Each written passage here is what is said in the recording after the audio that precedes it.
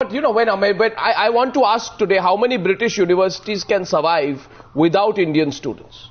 And Indian students without foreign students. Without say Indian and Chinese students. I'm not even saying Bangladeshis. Yeah, not many. How many how many British can Britain survive without Indian investment? That was the point. Yes, yes, Casey. That was the point I was making. That you see what happened to students going to Australia when we had a problem there. Yes. The students moved away from Australia. And now if it happens here, they'll go to another country. They'll go to Canada.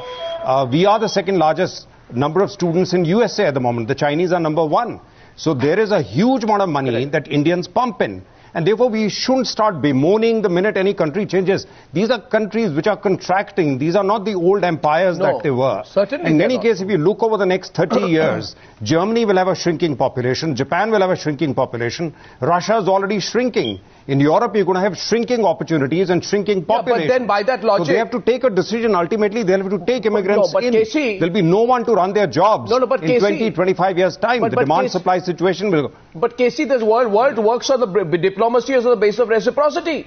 I know thousands of British students who come and do very low-paying jobs and enter, internships in Indian companies and want the great Indian experience, and doors are not closed for them. Do we have the toughness to act and say that if you're going to treat our people like that, if you're going to be discriminatory, then I'm sorry, but this country of 1.2 billion people cannot take any more people, migrants, tourists, backpackers, job seekers from the UK either. We give a lot of trouble. I know when I was ambassador to Iran, or later, I've seen a lot of trouble to Iranian students in India, extension of their visas and so on and so forth. So India is not above blame as far as that is concerned. A lot of people come and work in India without permission because we have no way of keeping an account of it. And that's why you're not going to this single identity system.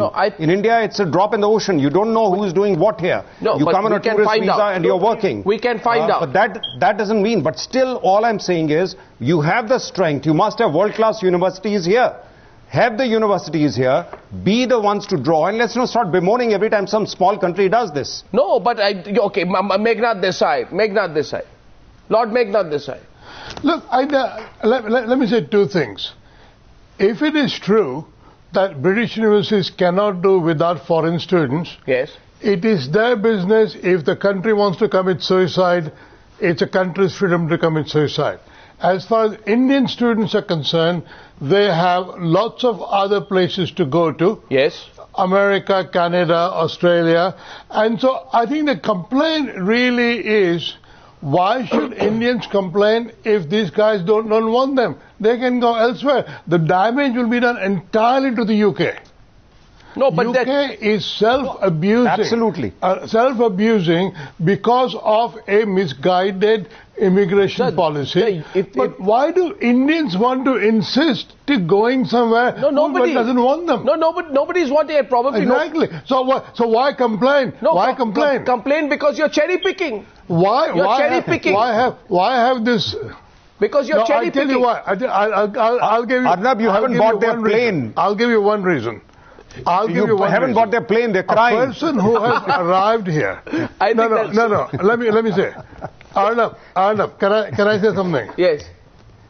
No, I'm saying that we didn't buy the British plane. Somebody who arrives in UK. We bought the French plane. Hang on. We can all go to France. France will open its doors with India investing $20 billion there. We have to learn French. Can I say something? We are net contributors. We are net contributors into the economies of every country that our students go. Indeed, to every country that our people go. There is no doubt about that. Sure. That's been proven by any number of studies. Yeah, these are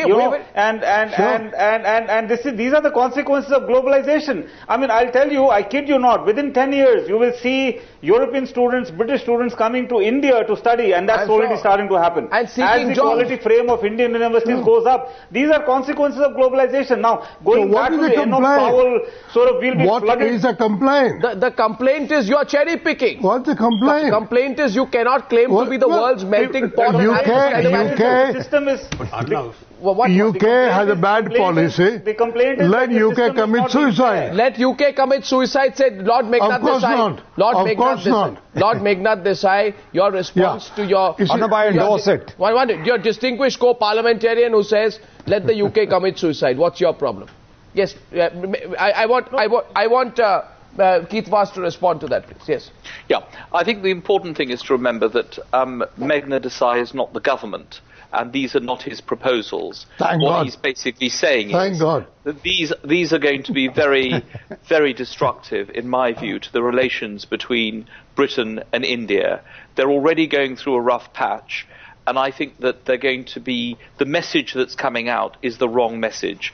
We want to see people, I mean, it's great to see Dalip Tahil here on the programme. I'm one of his great fans. I hope he's going to stay in Mumbai next week, because I shall be coming there myself to have lunch with him, hopefully. But the fact is, we want people to be able to come effortlessly from London to Delhi and Mumbai. Yes. And these are just further restrictions that will prevent that happening. Yes. What Dalip is talking about is quite right.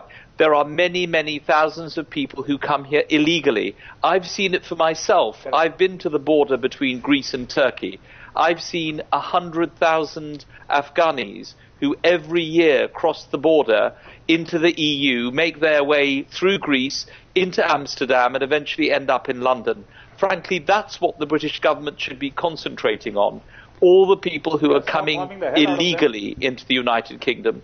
They should not be hitting at good people who are coming, Indian students and others who are making a huge contribution to our country. Precisely. I mean, when we open everything, including British universities, with open arms, and we are talking about Oxford and Cambridge opening up campuses in India, I mean, I think it's terrible for Britain to show insecurity of any kind. Dilip Tahil, please. Well, I completely agree with Keith. Naveen Chopra, just coming to you. Yes, Dilip Tahil, please. Yes. I completely agree with Keith, and I have to say that I'm a fan of yours as well.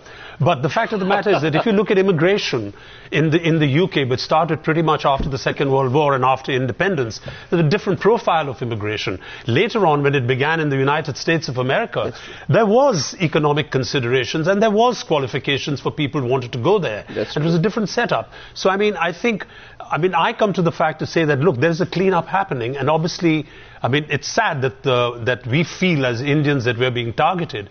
But I think at the end of the day, the genuine students who do come, and that's by and large, most of the Indian students who go there are genuine. I think over a period of time they'll find that the climate after they go and study there is far healthier than it is now. I also mean, there are bogus universities there. There are people coming in who absolutely don't qualify. And you go to all the top universities, with London School of Economics, Warwick, Oxford, Cambridge, and all the top universities in the UK, and you find that not just are the Indian students good, you find it pleasant surprise that the Indian students head the students' unions. Absolutely. They top the English courses, and in fact they are the best and most distinguished students who contribute. And they are not millionaires, they're just good students. And Britain should not be insecure about students, should it? Naveen Chopra. They're not going to run over. In fact, I think, Naveen, it's good if the young British youngster gets a little run for his money. At home, it might improve competition quality levels. Absolutely, and for British students, we should be inviting British students into our country and students from all over the world into our country. This is globalization. But genuine is the operative word here. Every country has a right. Every country has a right to sift out the non-genuine, the abusers. And I have to say that there have been a large number of those, which is the reason why all of this reaction started from the British government side. But at the same time, the vast majority of students going through are genuine students. They are net contributors in the economy. Not just from their tuition fees, in the living costs, their relatives visit them. You know, they shop like mad out there. You know, I mean, and at the end of the day, they add skill to the skill pool. The objection that is there, Meghnadji, the key objection is that the Enoch Powell kind of, philosophy of we'll be overrun and this, that and the other, that anyone who is non-white, you know, we should not be visible, that is the objection. That is not about race. It is not, hang on. This is not about race, because all non-Europeans, Absolutely. white, black and yellow, are not allowed in. This is not Enoch Powell. This is not race. Yeah. No, Australians can come in and work freely. Americans can come and work freely. Get serious. Look, no, I'm serious. I mean, Australians, Americans can come in on their Canadians can come in and work freely. One thing, look. Megna, can I just said very clearly, Megna, this will actually, proportionately, I know you're saying it's not about race, but it actually will affect Indian people and people from far east. I said it's a suicidal policy. That's what will happen. You know that. Okay. Now, gentlemen, Meghnad Desai, mysteriously his satellite link disappeared at that point. I will only say this as I say a big thank you to my guest. I would like to share on a more personal note. Gentlemen, one personal thing I want to share with you, that I think on the News Hour we must discuss a few non-domestic issues, non-India issues, because the India issues I've never seen anyone smiling all of this week.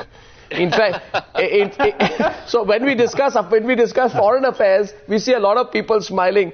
Maybe I'll do a little bit more. When we discuss Mr. Chidambaram, when we discuss 2G, when we discuss the army chief, KC Singh was on it. I haven't seen a single smile. I tried very hard all of this week. All I did was lost my voice. But I want to wish our viewers a very happy weekend.